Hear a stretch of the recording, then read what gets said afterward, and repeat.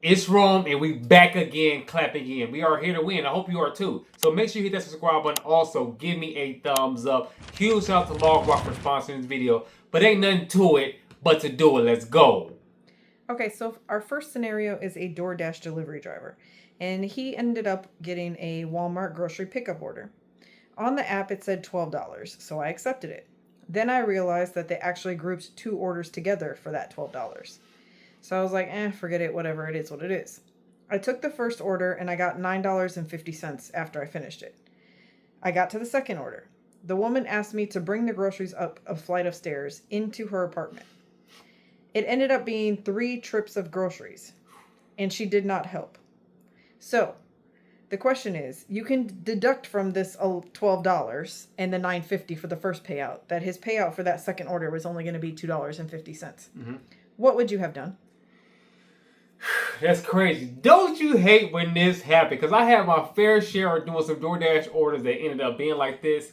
So he noticed this after he was done with the first order?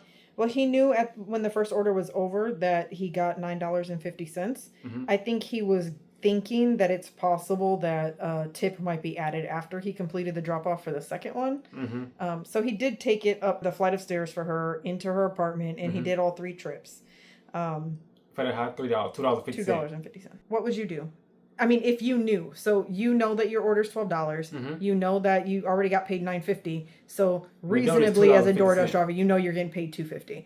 So what would you do when she asked you to take it upstairs and into her apartment?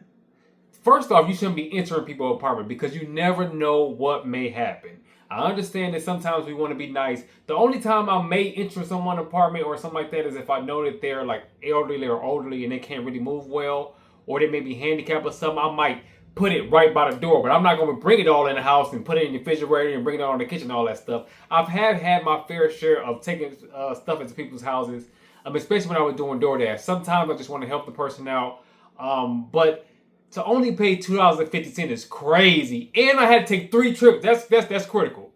But the reality of it is, I'm the one that accepted the order. So, as far as taking it upstairs, so this is an apartment complex, I'm guessing. Mm-hmm. I think you got to take it to their door, man. But see, it's kind of skeptical because this is why I'm saying that, right? Because before I said when they wanted me to bring their DoorDash food up to the 29th floor, I wasn't doing that. But I'm saying that I'm willing to take the groceries up to the 2nd floor. Personally, this is a hard one. Balls.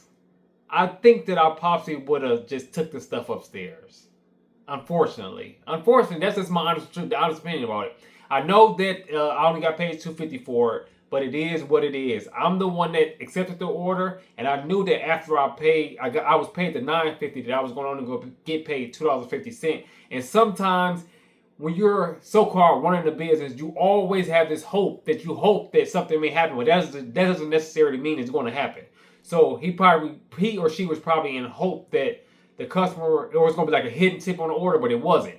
So if it wasn't, then it is what it is. And I understand that sometimes as drivers, we get a little upset at the customer for not helping us. But the reality of it is, you are an independent contractor, and it's up to you to do or to not do this, whatever they want you to do. So you can just say, the first I can go is take it right here to the bottom of the stairs. You have to get it from there. Or you can decide to take it up. It really depends on what you want to do. Me personally, I possibly would have took it up. That's just my honest opinion. So was this person like elderly or nothing? Or they just like... It didn't say. It just, some person said that if they were elderly, then yeah, they probably would have taken it up. But otherwise, they wouldn't have. I guess after the whole scenario, though, of him taking it up and doing all that, she still rated him a 1-star rating. It comes with territory. Regardless of, in life, a lot of times there are going to be people who like your service and don't like your service. It really doesn't matter. I wonder why she gave him a 1-star though. People be ungrateful. I was going to say, you are ungrateful for that. And it's crazy because sometimes you try to help people out and they just don't return a favor. But it is what it is. You signed up for this. You are an independent contractor. You decided to take the groceries up. You didn't have to take the groceries up. It was really up to you to decide what you want to do. So in life, sometimes you got to take the good with the bad. And sometimes it's going to be bad and sometimes it's going to be good. So I can't complain about it. I got to maintain about it. That's my personal opinion. I need you guys to comment below and let me know. What is your opinion? Would you have took the stuff upstairs or not? I know a lot of times as gig drivers, we do hope for the best. We do hope that if we take this stuff upstairs, maybe she's gonna give us a cash tip. But this didn't happen this time. So you always taking a chance. So it's really up to you. Comment below and let me know, what would you do in this situation. Okay. And our next one is, this one is titled Worst Delivery Experience. Here we go. So a week ago, I had a big delivery from a pizza place. It had about 8 extra large pizzas, 8 pints of Ben & Jerry's ice cream, 12 2-liters of soda, and like 6 side salads. The wait time for it was about 50 minutes, and the drive was like another 20. So I got to the delivery location, and some kids answer and take everything I set on the table at the front. The father had texted me and said he told his son to leave me a tip of $25. The kid literally looked at me and said, "My dad told me to tip you, but I need that money for my video game." And then the kid shut the door in my face.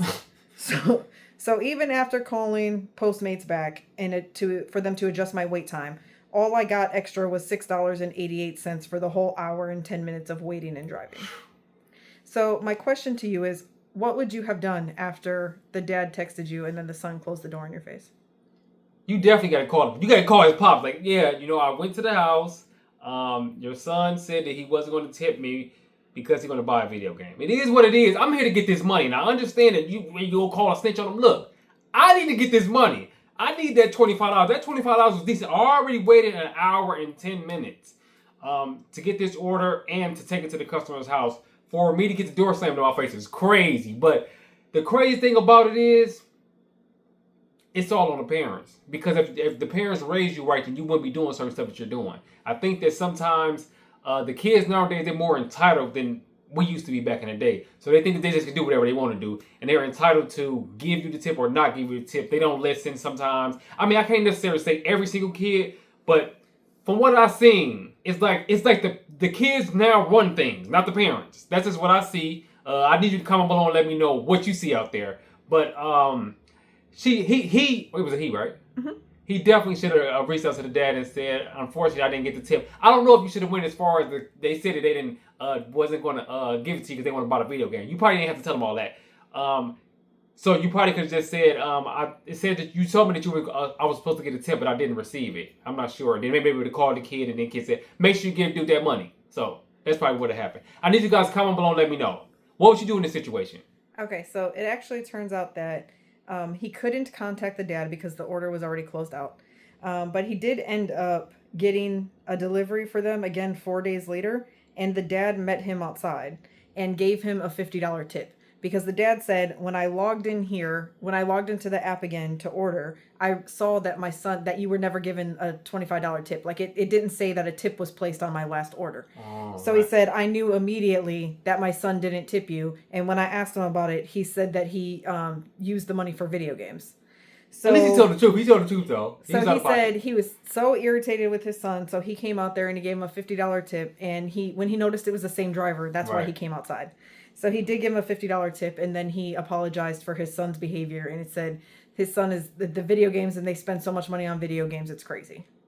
So yeah, huge shout out to the homeowner for understanding that his son is out of control. First off, understanding that, and then also giving him another tip. But that was a great thing that happened for the driver, because that necessarily is not always going to happen. You may not never get the same driver ever again. So if this is like you're going to be out of luck, Chuck. God was working in his favor, and he was able to return back to the house, and the customer hooked him up. But definitely he need to get on his son. He need to get on his son. Pause. He need to get on them because he out of control.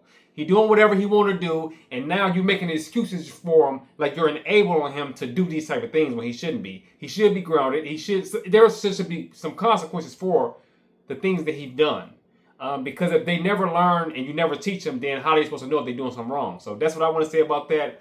I hope you guys out there, all the parents out there, stay on your kids. I understand that, times are different and everything like that, but you do have to stay on them, because your job as the parent is to produce the best kids you can produce and help them out as much as possible so they can be a good, willing, and able adult one day and do great things. Because from my opinion, this is my honest opinion, I feel that as a parent, your greatest achievement is your kid. Once they get of age, you see how they've grown, how good they gotten, how how successful they've become. I think that that's like a great achievement for a parent. That's just my personal opinion. I don't got no kids, so I don't know. Comment below and let me know. What would you guys do in this situation? I hope you guys enjoyed this video. I also want to say shout out to Lawwire for sponsoring this video. If you need any commercial insurance, make sure you hit up Log Rock. We're going to keep on getting to this money. We ain't going to never stop. I'll see you guys on the next one.